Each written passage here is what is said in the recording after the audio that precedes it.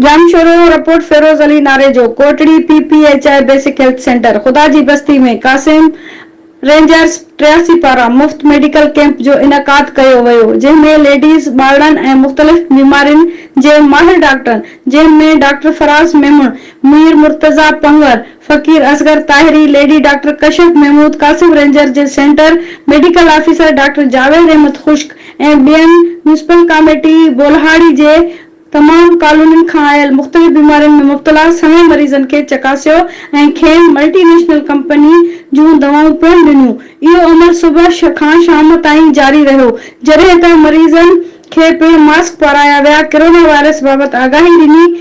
समाजी अॻुवान ऐं पोरियत माण्हुनि अहिड़े अमल खे पिणु साराहियो। हिननि चयो त पाक रेंजर्स ग़रीब ऐं अवाम ऐं बेपहुच माण्हुनि खे इलाज जूं सहूलियतूं ॾेई दिलियूं खटी वरितियूं आहिनि, जॾहिं त पाक रेंजर्स वक़्तन बवक़्तन मुफ़्त मेडिकल कैंप जो सिलसिलो जारी रखियो आहे, जंहिं मां हज़ारे माण्हुनि खे फ़ाइदो पहुतो आहे। अहिड़ियूं कैंपूं सिंध जे पोइते पियल इलाइक़नि में लॻणु घुर्जनि त जीअं ग़रीब, बेपहुच, लाचार माण्हू फ़ाइदो वठी सघनि। आख़िर में सवें माण्हुनि कासिम रेंजर्स ज़िंदाबाद जा नारा पिणु हया ऐं थोरो मञियो।